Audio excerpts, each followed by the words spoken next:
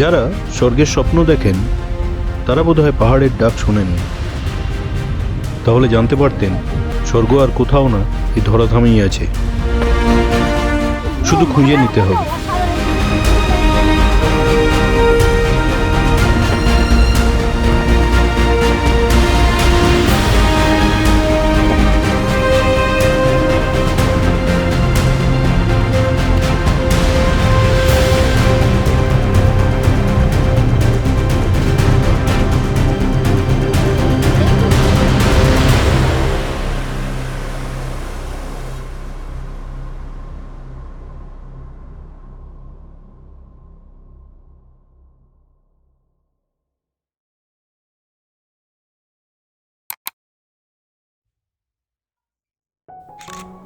North সিকিমের প্রতিটা বাঁকেই নিসর্গের এমন নজর কাড়ার উপস্থিতি যে প্রতি মুহূর্তেই মনে হবে নেমে ছবি তুলি।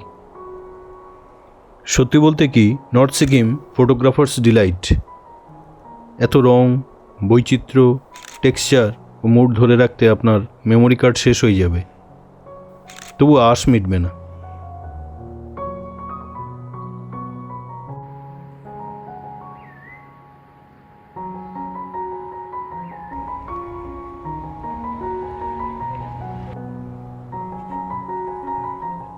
নর্থ সিকিম সেই জায়গাগুলোর মধ্যে অবশ্যই পড়বে যা প্রাকৃতিক সৌন্দর্যের মাপকাঠি হিসেবে তুলে ধরা হয়। আমাদের মধ্যে অনেকে বরফে ঢাকা পাহাড় পছন্দ করেন, কেউ রাগের টেরেন, আবার কারো পছন্দ জঙ্গল। নর্থ সিকিমে এইসব তো পাবেনই, এছাড়াও হয়তো আরও বেশি কিছু পাবেন।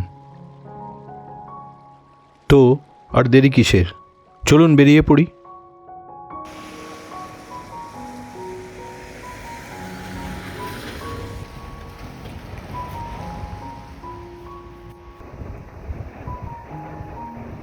গতকাল গ্যাংটক থেকে লম্বা সফর শেষে যখন লাচেনে ঢুকি তখন সন্ধ্যা নেমে গেছে। আমাদের ড্রাইভার কর্মাজি তাড়াতাড়ি আসার কথা, আসছে না দেখে কল করতে গিয়ে দেখলাম কিছুতেই কানেক্ট হলো না। ফলে অপেক্ষা করা ছাড়া উপায় নেই। জঙ্গলের মাথায় আটকে থাকা মেঘ কুয়াশার দিকে তাকিয়ে বেশ কিছুটা সময় কেটে গেল। কর্মাজি আস্তে আস্তে 7টা বেজে গেল। ততক্ষণে লাচেন থেকে বেশিরভাগ গাড়ি গুরুদংমারের পথে রওনা হয়ে গেছে। আমাদের বেরোতে প্রায় 7:45 বেজে গেল। রডোডেন্ড্রনে ঘেরা পাহাড়ি গ্রাম লাচেনকে পিছনে ফেলে আমরা এগিয়ে চললাম। জঙ্গলের মাথায় আটকে থাকা মেঘ আর লাচেনচু আমাদের সঙ্গ নিয়েছে। আজকের দিনটা সবচেয়ে এক্সাইটিং হতে চলেছে। আজ আমরা লাচেনের 8,800 ফুট থেকে গুরুদংমার লেকের 17,800 ফিটে উঠব। গাড়িগুলো পাকদণ্ডি বেয়ে পরপর উপরে উঠছে।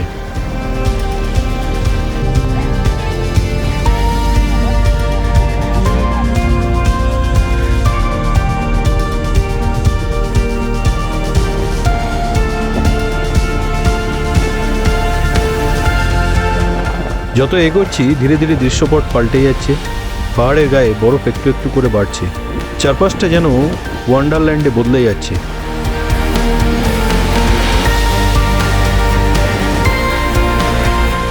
আমাদের গাড়ি প্রথম দাঁড়ালো থাঙ্গু গ্রামে, লাচেন থেকে প্রায় 30 কিলোমিটার দূরে।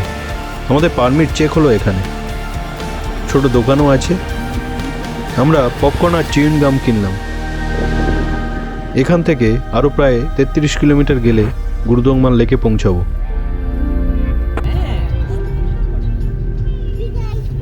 যত অল্টিটিউড গেইন করছি চারপাশটা তত ধীরে ধীরে বদলে যাচ্ছে। গাছপালা কমছে, বরফ বাড়ছে, আর সেই সঙ্গে আমাদের এক্সাইটমেন্ট। সবুজ রঙের বদলে বাদামি ও কালচে রং দেখা যাচ্ছে। আমরা এখন রাগের টেরেনের মধ্যে দিয়ে চলেছি। এখান থেকে চায়না বর্ডার খুব দূরে নয়। ইনফ্যাক্ট এটা টিবেটান প্লেটুর সাথে মিশে গেছে।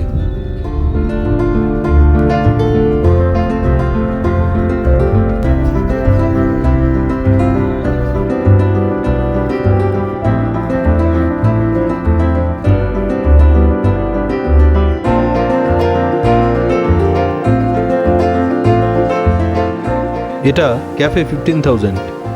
মোমো, নুডলস, চা সবই পাওয়া যায়। এই অল্টিটিউডে ধোঁয়া ওঠা চা আর মোমো পরম উপাদেয়। এখানে ঠান্ডা বেশ মালুম হচ্ছে।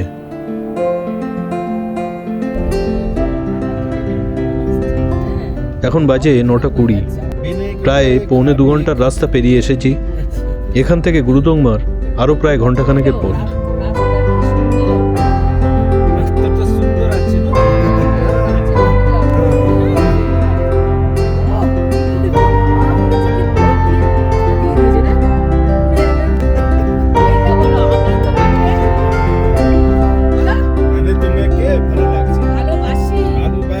রাস্তা ওয়েল মেনটেন বলে সময় কম লাগলো। আমি শুনেছি আগে ভোর রাতে বেরিয়ে এক পিঠে 5-6 ঘন্টা সময় লাগতো গুরুদংমার যেতে, এখন তার অর্ধেক সময় লাগে। এক্সাইটমেন্টে চোটে গাড়ি থেকে নেমে পড়লাম। হাওয়া দাপট বুঝতে পারছেন নিশ্চয়ই। লেক এখান থেকে আর বেশি দূরে নেই।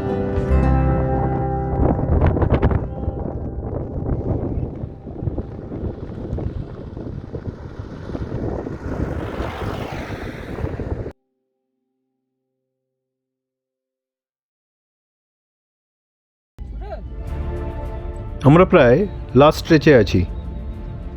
বিস্তীর্ণ রুক্ষ প্রান্তরের বুক চিরে পিচ ঢালা রাস্তা, সামনে বরফ ঢাকা পাহাড় আর মাথার উপর নীল আকাশ। দেখে মনে হচ্ছে হোয়াইট স্ক্রিনে সিনেমা দেখছি। অপূর্ব লাগছে।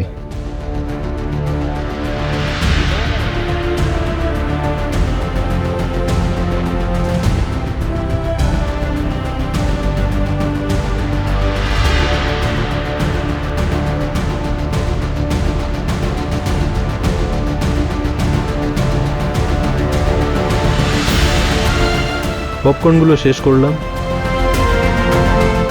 অল্প অল্প জল সমানে খাচ্ছি, যাতে শরীর এই উচ্চতার সাথে মানিয়ে নিতে পারে।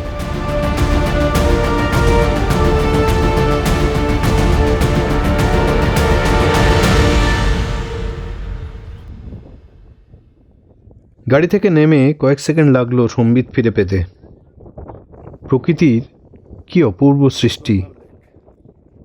এমন নয়নাভিরাম লেক আগে কখনো দেখিনি। সে তো শুভ্র পাহাড়ের সামনে এমন নীল জলরাশি যে ক্যানভাস তৈরি করেছে, এক কথায় অনির্বচনীয়। আমার জীবনের সেরা দৃশ্যগুলোর মধ্যে এটা অবশ্যই থাকবে। এই লেকের একটা প্রচলিত লোকগাথা আছে। প্রবল শীতের কারণে এই লেক বছরের বেশিরভাগ সময় জমে থাকে। স্থানীয় মানুষরা সেই সময় প্রবল জলকষ্টে ভোগেন। বৌদ্ধ ধর্মগুরু পদ্মসম্ভব যখন তিব্বত থেকে ফিরছিলেন, তখন স্থানীয় মানুষরা তাকে এই কষ্টের কথা জানান। তাদের সেই কষ্টের কথা শুনে গুরু পদ্মসম্ভব লেকের একটা অংশে আঙুল স্পর্শ করেন। শীত যতই প্রবল হোক, লেকের ওই অংশ কখনো জমে না। এর অন্য কোনো বৈজ্ঞানিক ব্যাখ্যা আছে কিনা আমি বলতে পারবো না, কিন্তু এই লেকের মতো এই লোকগাথাও সমান চিত্তাকর্ষক। লেকের পাড়ে দাঁড়িয়ে মনে হলো প্রকৃতির এই ভাবগম্ভীর রূপ পরম প্রশান্তি ছড়িয়ে দিচ্ছে মানবজাতির উদ্দেশ্যে এই প্রেয়ার ফ্ল্যাগের মাধ্যমে। এখানে বেশিক্ষণ না থাকাটাই বাঞ্ছনীয়। প্রচণ্ড ঠান্ডা, তীব্র হাওয়া আর কম অক্সিজেন আপনার মাথা ব্যথার কারণ হতে পারে। এখানে জোরে হাঁটলে বা চিৎকার করে ডাকলেও আপনি অক্সিজেনের অভাব টের পাবেন। সিঁড়ি দিয়ে যদি নিচে নামতে চান তাহলে ধীরে সুস্থে নামুন, তাড়াহুড়ো করবেন না।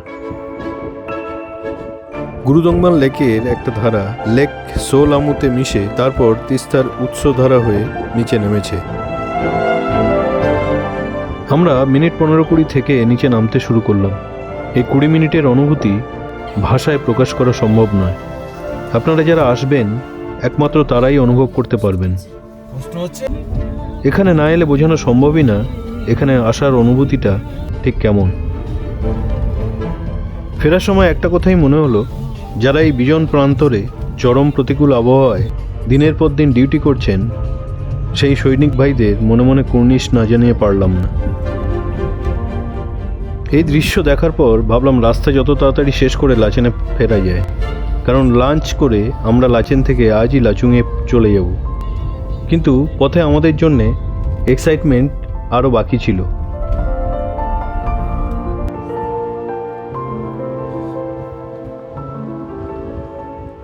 যাওয়ার সময় এত বরফ দেখিনি। এইটুকু সময়ের মধ্যে চারিদিক সাদা হয়ে গেছে। মনে হচ্ছে কোনো ফেয়ারিল্যান্ডে পৌঁছে গেছি। গাড়ি থেকে নেমে দেখছি অল্প বরফ পড়ছে, বোঝাই যাচ্ছে না প্রায়, কিন্তু যেদিকে নজর ঘোরাচ্ছি সেটাই সুন্দর লাগছে।